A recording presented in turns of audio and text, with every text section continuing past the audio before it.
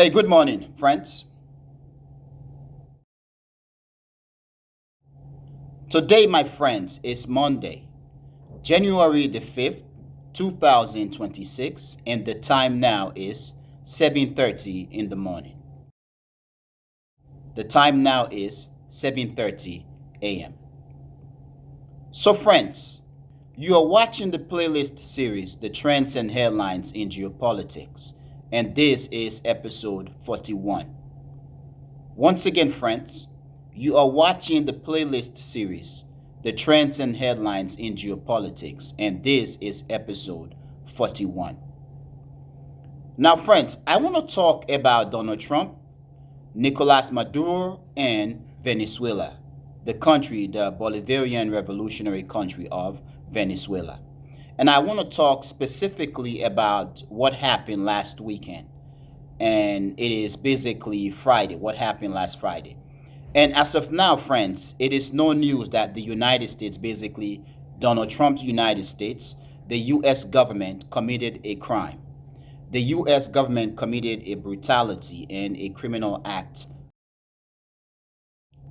Now, friends, I am talking about the fact that the President of the United States, Donald Trump, ordered the US military or US Special Forces to go into Venezuela, guns ablazed. The President of the United States ordered the US Special Forces to attack Venezuela. So it is very interesting. What is being put out now is that the United States turned off the electricity in Venezuela, in Caracas, the capital city of Venezuela. And the people of Venezuela, including the president of Venezuela, the presidential palace of Venezuela in Caracas, was in a blackout. The United States basically sent helicopter in Venezuela, in Caracas. They attacked some military post or outpost, and they kidnapped the president of Venezuela, Nicolás Maduro. It is said that prior to the attack, the United States had launched some jet fighters or bombers, and that they've attacked some military posts. After having turned off the country's electricity, they attacked military posts, they attacked civilian posts, and so on, and that they went into the presidential palace and kidnapped Nicolás Maduro. Now, friends, I know this could be a very much dangerous thing to say because as of now, we are fighting against an empire. The United States, we cannot deny it, it's an empire. It's a brutal empire. And what the United States did to Venezuela and Nicolás Maduro is nothing strange. The United States had done it throughout the world for decades now. The United States had done it in Africa with African leaders being assassinated left and right. The United States took out Saddam Hussein. The United States took out Muammar Gaddafi in Libya, and so on and so on. In fact, it is very interesting. The picture of American military personnel carrying Saddam Hussein after having arrested him. Many are drawing parallels to AI generated pictures of Nicolás Maduro as American security or military personnel taking him whatsoever. Also, there is one particular picture that has surfaced of the Situation Room in which Donald Trump and members of his cabinet, such as the Secretary of War, Pete Hegseth, the Secretary of State, Marco Rubio, the special assistant to the president, Stephen Miller, and others in the cabinet or in the Trump's presidency in the Situation Room as the things unfold, the attack on Venezuela. And Donald Trump himself had stated that he watched the event like he was watching a television show, which is very much insulting, stupid, disrespectful, and I want to say nonsensical, but brutal. It is an empire showing us what it really is. Of course, there are those who are saying that the mask of the United States empire has come off, and there are those who are saying, like myself, the United States has never done anything different, or what happened to Nicolás Maduro and Venezuela is nothing different. Once again, what happened to Nicolás Maduro and Venezuela is nothing strange, nothing different. The United States had done this for a long time now. The mask has often been off. Therefore, this is nothing of the United States pulling off the mask. The mask has been off for a long time. The United States has been doing what it did to Venezuela and Maduro. Of course, other American presidents such as George Bush, Bill Clinton, Barack Obama, and so on, they are seasoned veterans, seasoned politicians. They know how to transact American business, even when they are brutalizing other countries and institutions around the world.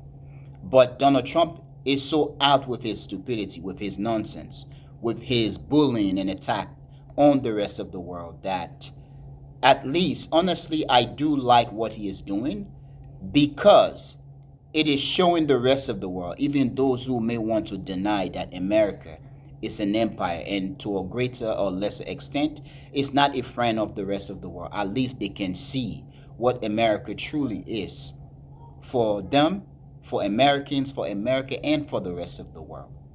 And this is why Donald Trump is so stupid. He is so full of bullshit that he exposed the United States, which in this case should work for the rest of the world.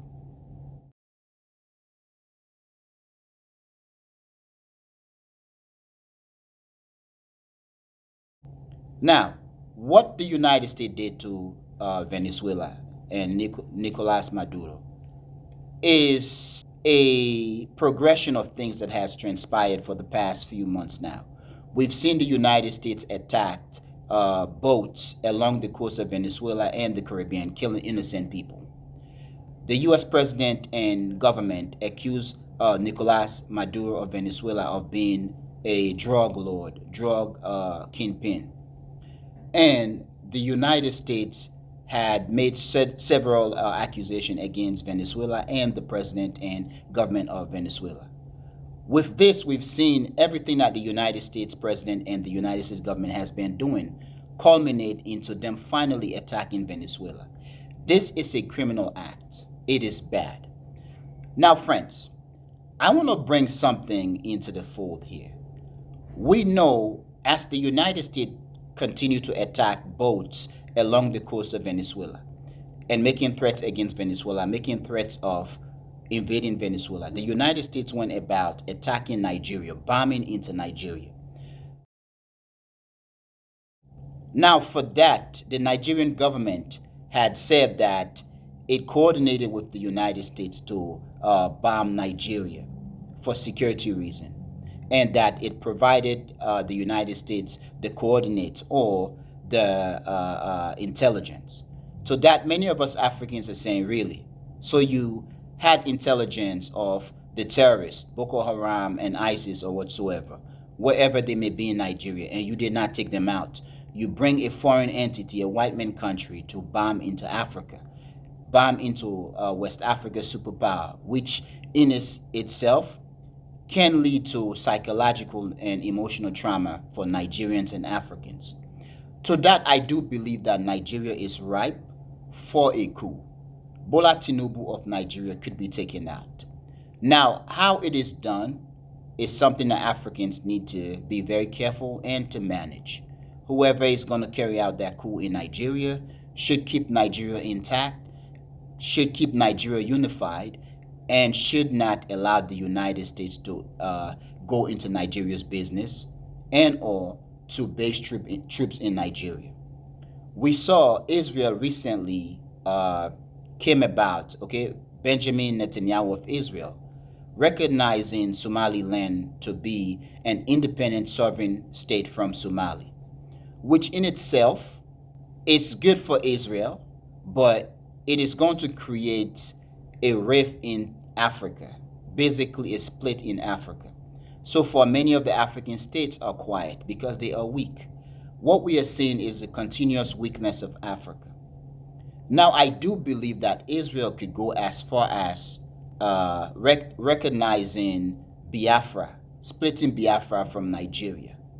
With what Donald Trump did, bombing into Nigeria could also serve as a threat against the Nigerian government, basically mean fuck off. We could do whatever, and if you talk or do shit, we are gonna fuck you up. This is very bad for Africa. So we saw continuous attacks against Africa, whether it is the accusation on South Africa that South Africa is carrying out a genocide against white people, which is nonsense. Bombing of Somalia, bombing into Nigeria, supporting coups and destabilization or destability in Africa. We have the situation in the Congo, the situation in Sudan, which white man country or white man's countries and their media do not care anything about. So we are in a very serious place, difficult place as Africans. Now, friends, I'm going to take a break here, a pause, and bring something into the fold, into the conversation.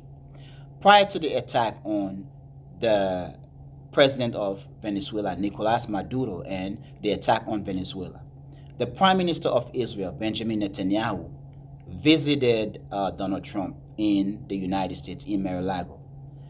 I want to state honestly, Donald Trump is seriously sick. He sounds seriously old and seriously sick. He is beginning to sound as Joe Biden sounded prior to the election, or as he was getting out of power. So it is very interesting. There had been videos and photos coming out of Donald Trump wearing a pee bag or whatsoever because of his strokes, or that his bowel movement is bad. In fact, we've seen photos of Donald Trump in a press conference and those behind him making faces, and it could be because of the smell that has been coming out of him because of his bowel movement or whatsoever. There has been allegation that he farts continuously, that he basically poo his pants or whatsoever.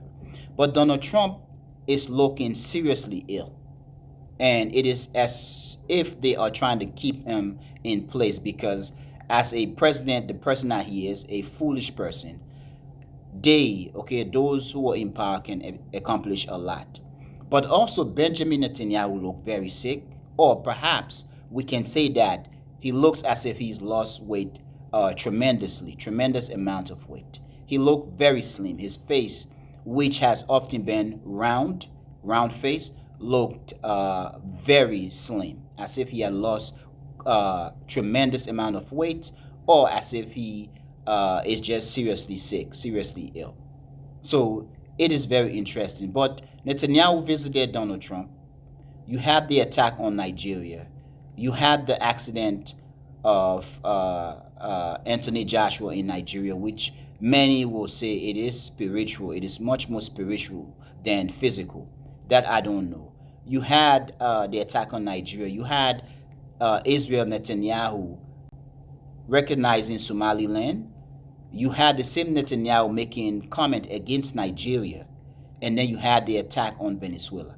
Everything seems very suspicious and planned. Now, friends, I'm going to say it again. The attack on Venezuela and the kidnapping of Nicolás Maduro is a criminal act, and it is a deadly serious precedent that the United States president and government, Donald Trump, has set. It also demonstrates the weakness in international relations or international law, and the fact that the rest of the world is so weak that they can't do anything about it. So far, it is only leaders in the global south who are condemning Donald Trump.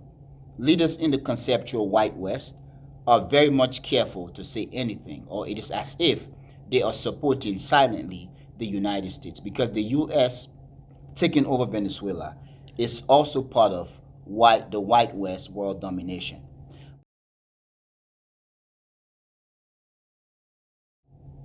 Now, friends, I do apologize. I actually lost my thoughts because of an interruption which just occurred. However, friends, I want to stress again that what the United States government and President Donald Trump did, attacking Venezuela and kidnapping the president of Venezuela, Nicolás Maduro, is a criminal act, which also demonstrates the fact that many countries around the world, the rest of the world is weak, and that the rest of the world cannot do anything about it. When the United States wants to do whatever, the United States does it, and no one can stand in America's way. But one thing that is very interesting is that even though the Western government are not doing that much in condemning Donald Trump, and this is because they themselves, I do believe, are part of this structure, this white supremacist, white domination of the world, European domination of the world structure, which had been in place for how many centuries or decades now. It is very interesting that right after Donald Trump attacked Venezuela and kidnapped Nicolás Maduro, the United Kingdom and France struck into Syria. They attacked Syria, stating that they were attacking Islamic terrorist outposts in Syria, which in itself is suspicious, and perhaps that is the reason why France and the United Kingdom had been very quiet in terms of their condemnation of Donald Trump. You've been incredibly clear always that Vladimir Putin's attack on a sovereign country of Ukraine was wrong and ought to be condemned. What about President Trump's attack on a sovereign country of Venezuela? There are all sorts of horrors that we know about President Maduro's government. But for America to strike that country and then capture its leader, that's an action against a sovereign state that surely flies in the face of international law. Well, at the moment, it's a fast-moving situation. We know those facts. President Trump, the White House has said that they captured Maduro and they struck his country. So there's a lot we don't know, but we do know that.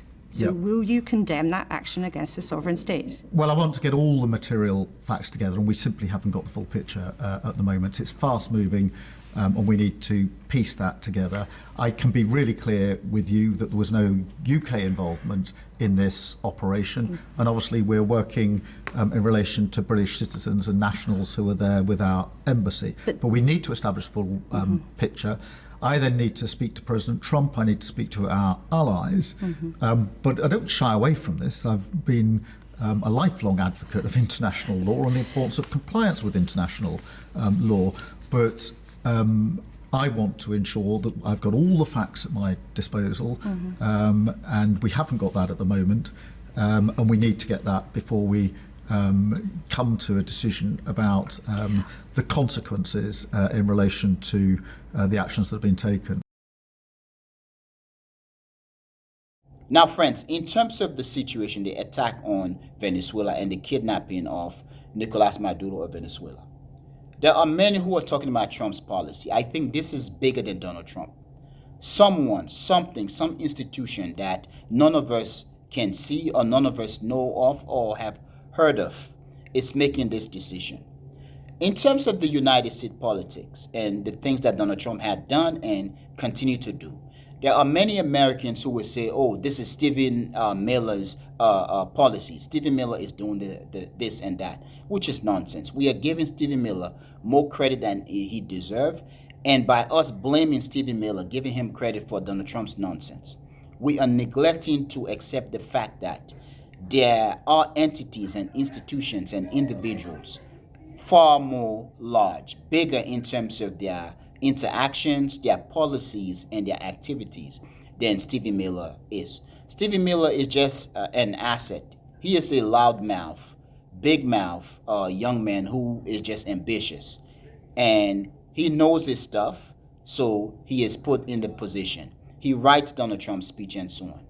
But if you are saying Stephen Miller is the man making the decision, then you are neglecting to accept the fact that the Heritage Foundation is part of this.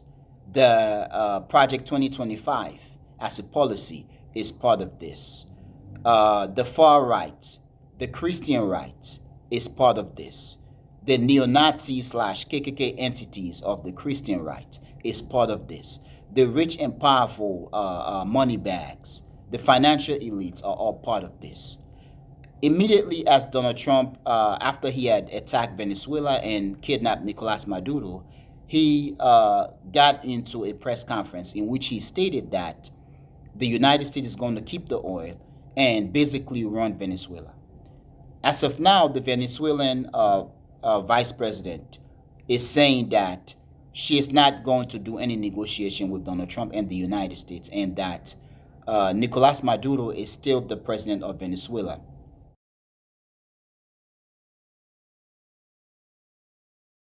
So far, Venezuela is being run. There is a system, so the government is in place and people are calm. Of course, they are angry.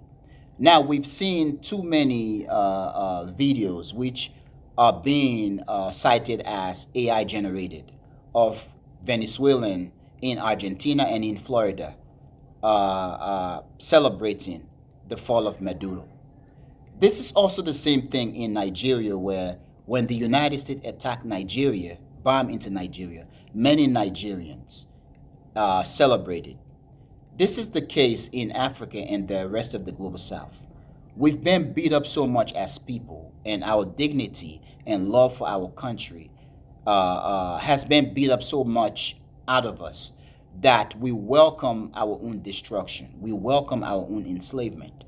Of course, yes, there are Venezuelans in the United States, in Argentina, and around the world who hailed what Donald Trump did. And many of those guys are the white elites, those who are in power, those who are against the socialist structure as Maduro and Hugo Chavez before him had put in place or had wanted to put in place. And these white elites tend to be members of the far right who are in cahoot with the white establishment of the West. We are seeing this in South Africa, okay? We are seeing this in South Africa with AfriForum and other groups in South Africa.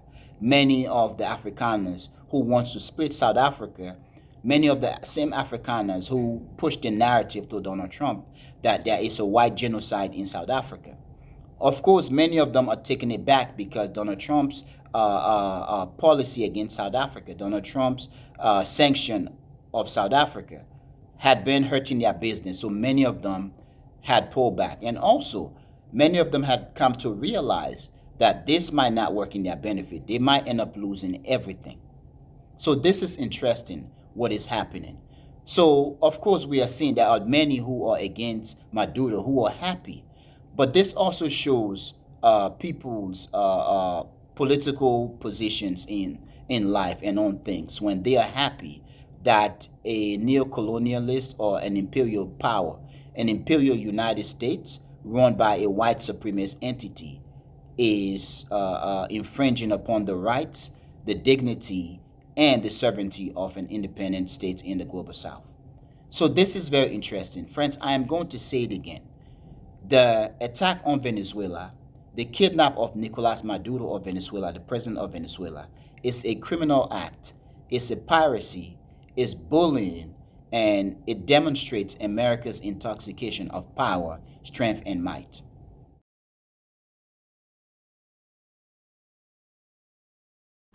Nicolás Maduro had his chance, just like Iran had their chance, until they didn't and until he didn't. He effed around, and he found out. President Trump is deadly serious about stopping the flow of gangs and violence to our country. Deadly serious about stopping the flow of drugs and poison to our people. Deadly serious about getting back the oil that was stolen from us. And deadly serious about reestablishing American deterrence and dominance in the Western Hemisphere. This is about the safety, security, freedom, and prosperity of the American people. This is America first. This is peace through strength. And the United States War Department is proud to help deliver it. So we are going to run the country until such time as we can do a safe, proper, and judicious transition. All Venezuelan military capacities were rendered powerless as the men and women of our military, working with U.S. law enforcement, successfully captured Maduro in the dead of night. Now, I want to bring Africa into the conversation here. The attack on Venezuela and the kidnapping of Maduro, I believe, could be the future of Africa. I think African countries and leaders need to pay attention. They need to bring into position radical Pan-Africanists who will die for the cause to prevent any taking over of Africa and to protect and defend the dignity and the sovereignty of Africa. African countries might want to begin to arm themselves to the teeth to defend themselves. Also, this is one reason why I and also other Africans do believe that the Sahel Alliance must stay in place and must be successful. Ibrahim Traore must succeed. The Mali, Burkina Faso, Niger must succeed in their opposition and in their resistance to the empire. The United States, France, the United Kingdom, Germany, Canada, Australia, basically the conceptual White West. They must succeed in resisting and defending themselves and Africa, African dignity, African land, African sovereignty against the conceptual White West. Because if they fail, we are going to, I believe, colonized again. Perhaps not physically, but emotionally, mentally, and so on. However, I also do believe that Africa could be colonized again physically. We could see mass movement of Western bases, military personnel on the African continent as a means to stamp on African resistance again and to also keep the Chinese, the Russians, and others out of Africa, which in this case could prolong our suffering, our delegitimization as Africans, and our belittlement. So it is very interesting. So African countries need to take notice. They need to pay attention. Now, in terms of Nigeria, I believe we could see Israel and the United States supporting the independence of or recognizing Biafra as an independent state from Nigeria, which in this case could lead to another Biafran civil war and the destabilization, dismantling of Nigeria, which is bad for Africa. It could destabilize West Africa and Africa. West Africa and Africa do not have the mechanism, the ability to accommodate 25, 30, 50, or even 100 million Nigerian refugees should Nigeria become destabilized. Okay, we do not have the ability to accommodate. Nigeria is a massive country in terms of the landmass, but it is also a massive country in terms of its population. It is said that the country's population is about 230 to 250 million.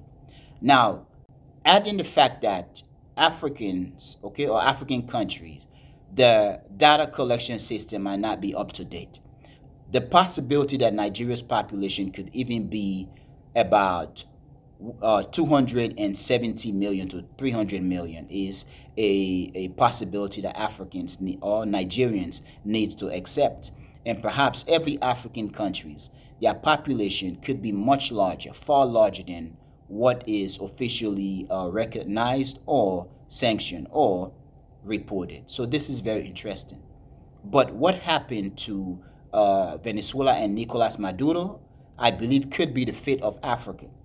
Now, in terms of the way the West treats Africa and the fact that Africans themselves do hate their government so much, the United States, I believe, could succeed in bombing an African country, taking its leader, and occupying the country. And we've seen many Americans and Westerners, and even the leader of what is it? Is it Z or whatsoever? Used to be called Blackwater. Okay, the paramilitary group or the mercenary group is now calling for recolonization of Africa. So we have real radical white men calling for, justifying the recolonization of Africa and the global South. What Donald Trump did in Venezuela is a precedent that could be deadly for Africa, the Caribbean, Latin America, and the rest of the global South. Now, friends, I apologize for deviating. However, friends, back to Venezuela.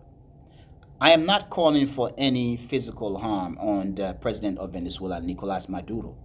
However, I think what Donald Trump did by invading, attacking Venezuela, bombing the capital city, and kidnapping its president not only is a criminal act, it is against international norm and even against America's norm, and may have set a very dangerous precedent for the rest of the world.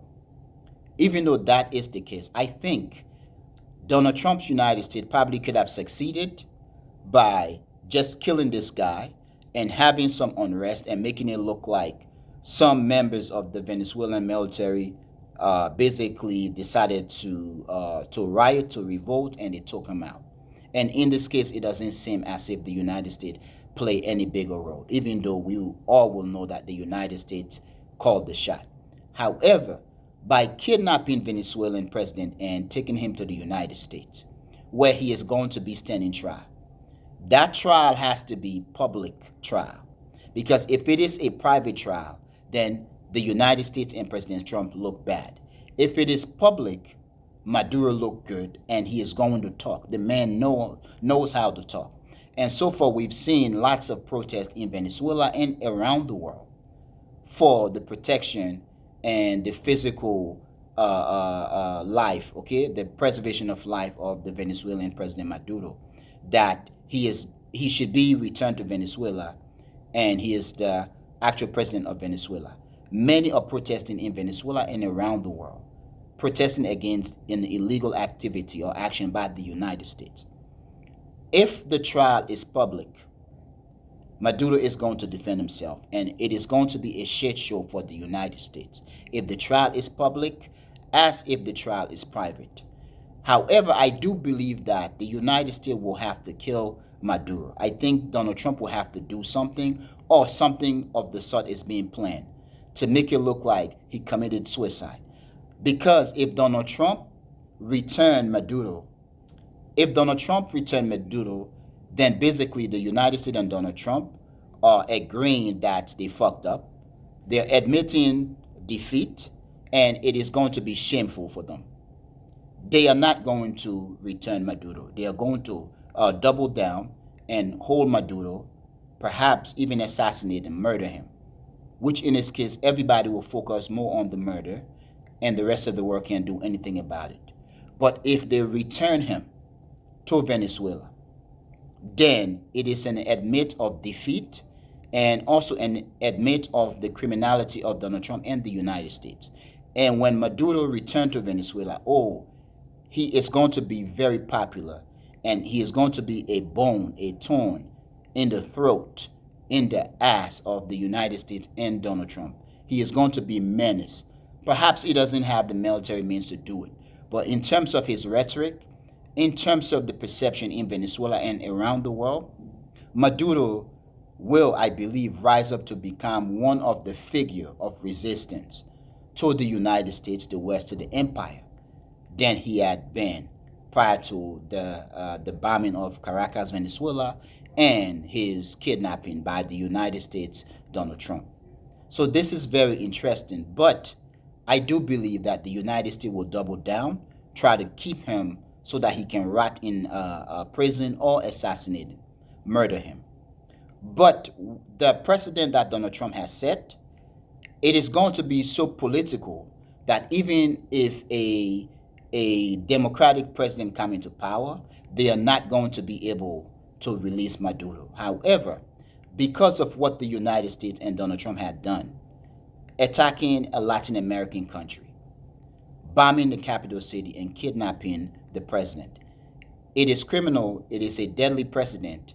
The rest of the world is witnessing, and I do believe the rest of the world, especially in the global South, will begin to take notice and begin to get themselves prepared, because any one country in the global South could be next. However, the United States and Donald Trump could have gotten themselves in a serious situation, which is not going to go well for the United States and Donald Trump. it is going to backfire to an epic proportion.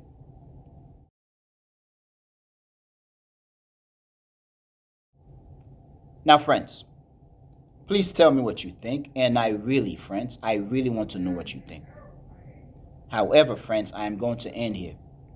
I want to thank you for being a member of the Echoing Voice community, my friends, but most especially and most importantly, or most important, friends, I want to thank you a lot for watching the Echoing Voice. Peace, my friends. Peace.